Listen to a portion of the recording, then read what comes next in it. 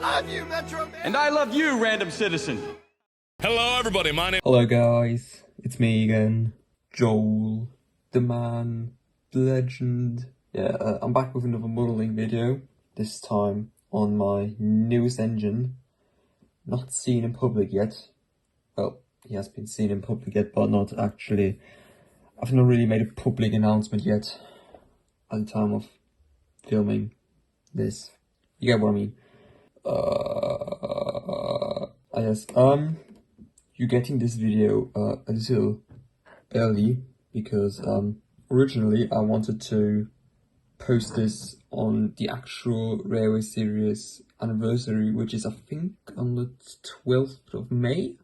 Yeah, I wanted to wait because first it's a perfect date for Thomas, and also I'm still waiting for his builder's plates, but a friend said they will probably take a lot longer to arrive, so I just said never mind, we'll just do it now. I don't have really anything else to say, so yeah, here's the rest of the video, how I built them, you know, yeah. Okay, so before I get to my own headcanon for Thomas, I want to talk about him in the books, because there's some things that are kind of weird. We all know the story. Thomas was built in 1915 as an E2 and found his way to Sodor under unknown circumstances in the same year.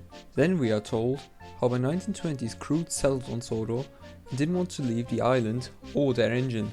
However, after that, the iOS book says that Topham contacted the London Brighton South Coast Railway regarding Thomas, which means that he's been lingering around on the railway still in Brighton Black for 5 years without anyone knowing what his deal is.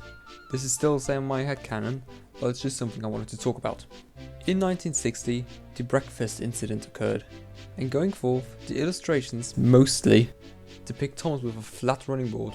Now this works for the illustrations. When transferred to an actual E2, not so much, in my opinion at least. Therefore, I look for a way to excuse Thomas being a regular E2. Enter the iOS book. You see, this book contains in-depth character descriptions. For instance, it talks about Gordon's crew rebuild, James's experimental origins, as well as Edward's rebuild. But when we got to Thomas, nothing. No mention of any mods. It literally just says that Thomas is an E2 built in 1915.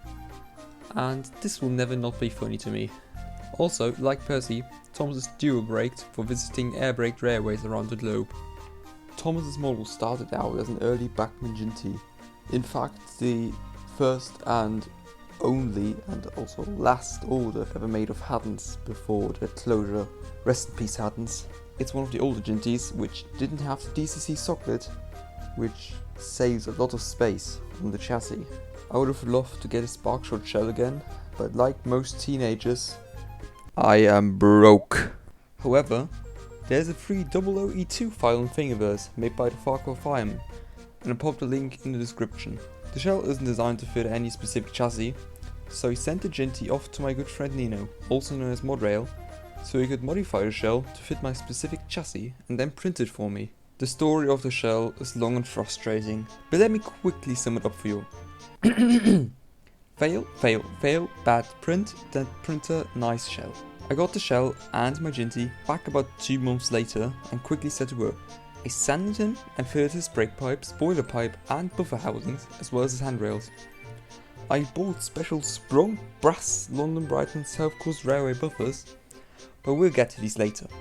I bent up the lamp irons and looped them and the Bachmann screw rings I had lying around on too. I didn't have any filler because, once again, broke, so I tried using paint instead. Worked out meh. For a considerable amount of time, Thomas also constantly wore his faces because I couldn't get the smokebox door to fit properly, but I rectified that lately. I primed the man using Army Painter's ash grey primer, and while waiting for that to dry, I removed the old sandboxes from the chassis and clipped off the outside brake rigging. I finished painting his wheels, as well as some faces and his cab roof. After that, I used the airbrush to spray in blue, the only proper colour for an engine after all, using Schmincke's Cerulean Blue. I painted his footplate and buffer beam in Vallejo black and Revel number 330 fire red respectively. I also painted the top of the tanks black to have some more overall contrast on the model. All his piping and other shining metal parts were painted in Revel enamels as well. Then it was time for lining. Thomas probably does have the most complex lining of all the models I've made so far. There's a lot of small pieces going on there. Something I always like to do is paint the steps in my specific style, that being the main colour for the fronts, black for the tops and bottoms, and the lining colour for the edges. Like Percy, and all my Northwestern engines in fact, I didn't paint the sides of the running board completely red, but rather black, and then line the bottom, similar how you'd see it on the Northeastern engines. As a final action, I've slapped this number 1 on the tank and the crests on the bunker. By that time, I had also the idea of painting his cab walls cream.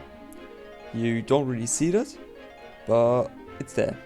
I then gave him his deserved coat of varnish and some modeling coal in his bunker. The last thing missing were the buffer heads. As stated before, these are designed to be sprung, and I had waited till the very end to put them on to retain their shiny appearance. But all the paint and varnish had completely tightened the holes, and the buffers just weren't able to spring, so I just ended up gluing them in place. Yeah, I think it's safe to say that Thomas right now is just my most favorite model in my collection. I run him all the time, really. I mean, just look at him, he's so cute.